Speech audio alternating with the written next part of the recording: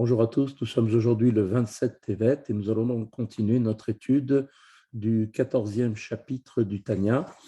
Nous avons vu hier que chacun doit penser doit être à chaque instant un Beinoni et qu'il en a la faculté. C'est-à-dire que chacun a les moyens par la force que Dieu a donnée sur l'intellect, le cerveau, de pouvoir subjuguer tous les désirs provenant du cœur, c'est-à-dire au niveau donc de toutes les pulsions émotionnelles, lui donnant envie d'aller vers les sujets de ce monde, que même Shalom, lui donner l'envie de faire, de transgresser la volonté de Dieu.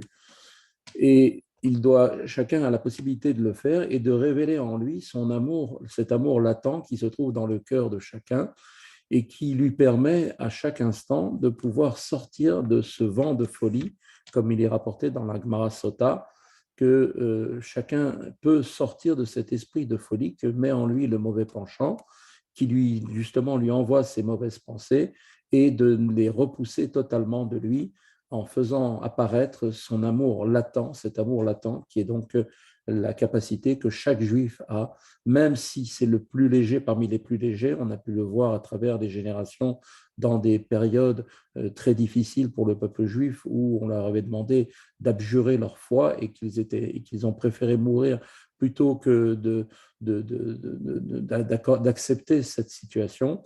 Eh bien, chacun doit se dire, je ne suis pas moins que le plus léger parmi les plus légers et que j'ai la capacité, donc moi aussi, de rester attaché à Dieu, car comme nous l'a expliqué donc le Tanya, le Yetzer Hara peut venir au moment où la personne veut lui en donner l'envie de faire une faute, de lui faire croire que quoi qu'il arrive, Dieu restera toujours son Père et que quoi qu'il fasse, il restera attaché à lui. Ce qui n'est pas faux d'une certaine manière, mais qui dans le concret, au moment où la personne a mal agi, eh bien, cette chose fait que ce sont nos péchés qui font une séparation entre nous et Dieu. Et donc, à tout moment, chacun doit se dire, je ne désire pas donc être comme cette personne qui elle-même est appelée léger parmi les plus légers, en niant donc cette vérité que veut me faire croire le mauvais penchant. La vérité est que la faute sépare de Dieu et que chaque juif possède un amour naturel pour Dieu qui lui dicte donc l'observance des commandements. Ces vérités, je ne veux pas les nier, doit se dire chacun d'entre nous. Cela concerne bien évidemment la maîtrise des pensées, paroles et actions. En effet, par cette approche, eh bien, chaque juif peut en permanence dominer son mauvais penchant pour ce qui relève de l'observance des commandements, tant dans le domaine des interdictions qui est donc sourmera, éloigne-toi du mal, que dans celui du commandement positif, asetof, fais le bien, et atteindre, donc chacun peut atteindre ainsi le niveau de Beinoni. Voilà dans les mots pour la leçon d'aujourd'hui. Ma she'en ken bedavar masur l'élève, ce qui n'est toutefois, tout ce que l'on vient de dire n'est pas de même pour ce qui relève du cœur, des sentiments, c'est-à-dire en l'occurrence pour tout ce qui est le mal, tout ce qui est que le mal répugne au cœur et soit haï, et donc ce qui n'est bien évidemment pas le cas pour le Beinoni. Betachlit Asina, au filou shelo Betachlit Asina, et donc cette haine absolue, comme nous l'avons expliqué, est une haine qui est ressentie véritablement que par le tzaddik qui lui est un tzaddik accompli d'une haine absolue et d'une haine qui n'est pas encore absolue, comme le tzaddik inaccompli. Donc ici, le Admor Zaken nous dit bien que seuls les tzaddikim ont cette capacité, par leur dévoilement de l'amour qu'ils ont pour Dieu, de haïr forcément. Quand on aime, on haït les ennemis de celui que l'on aime. Et par contre, dans cette notion de haine, il y a deux niveaux, celui du tzaddik parfait qui a une haine totale pour le mal et celui qui est un tzaddik qui est encore inaccompli, le tzaddik veralo, qui lui a une haine qui n'est pas totalement absolue. Et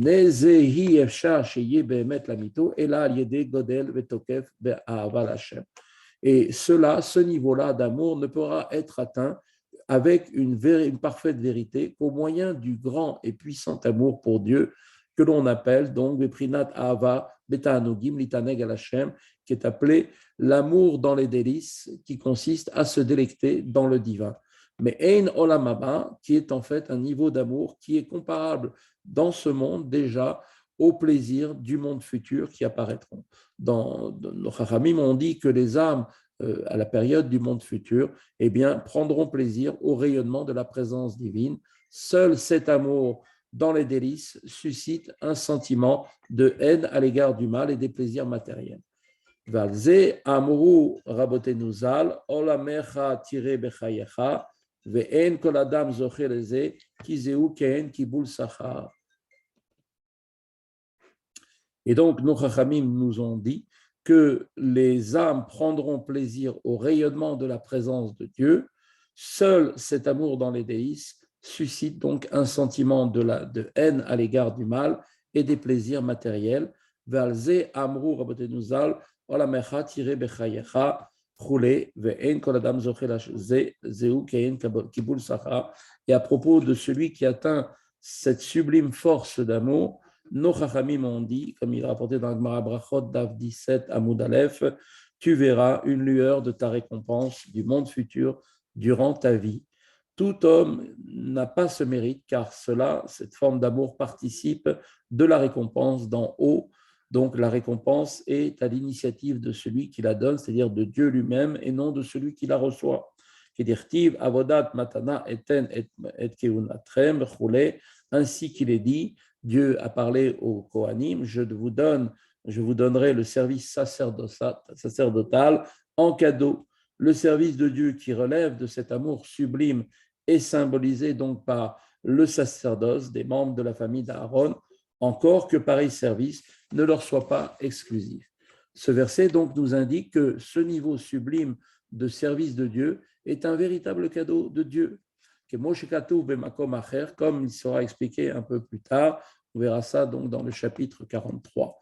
Par conséquent, on peut maintenant déduire que le niveau de tzaddik qui déteste le mal n'est pas à la portée de chacun d'entre nous, dès lors que la détestation du mal ne peut advenir qu'avec la révélation de l'amour dans les délices, et lequel cet amour est présent, donc est un présent, est un cadeau de Dieu. En revanche, le niveau de Beinoni, qui consiste à réveiller son amour, cet amour latent qui est au fond de chacun d'entre nous, eh bien, cet amour-là, ce niveau de Beinoni, eh bien, est lui accessible à tous.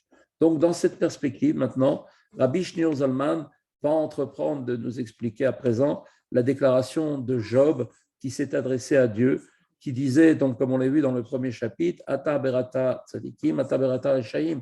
Toi, Dieu, tu as créé des tzadikim et tu as créé des reshaim.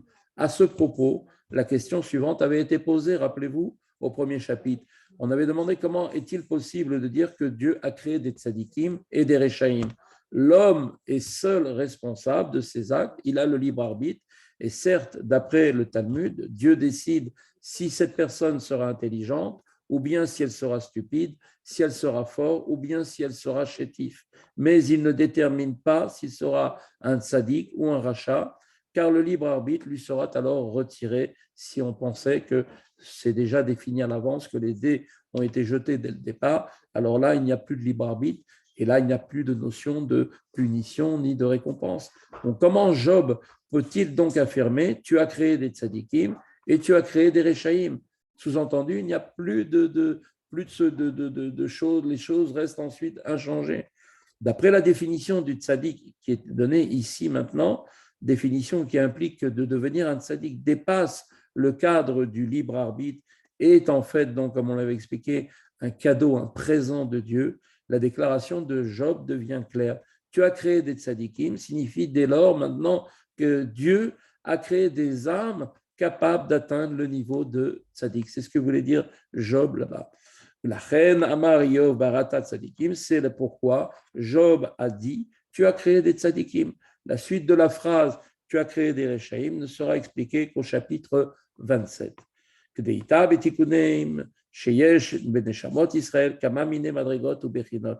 Comme le dit le Tikkuné Zohar, il est rapporté là-bas dans l'introduction donc, du Zohar, il y a une multitude de niveaux et de degrés dans les âmes juives. Chassidim, Giburim, Midgaberim, Al Yetzreram, Amare Torah, Neviim, Chule, Tzadikim, Chule, Ayin Sham. Et là-bas, le Zohar commence à nous faire la description de toute une liste de sortes d'hommes. Il nous dit les pieux, les gens qui sont appelés les chassidim, c'est-à-dire les gens pieux. Il y a les hommes qui sont appelés giburim, qui maîtrisent leurs mauvais penchants. Il y a les âmes qui sont des érudits de la Torah. Il y a les prophètes et il y a les tzadikim. Donc, il faudra donc voir un petit peu, effectivement, là-bas, cette référence, ce que veut dire précisément toutes ces catégories et quelle est la distinction qui existe entre chacune d'entre elles. Voilà, c'est ici que nous avons donc atteint la leçon d'aujourd'hui. Je vous souhaite à tous une très bonne fin, une très bonne journée et je vous dis donc à bientôt. Au revoir.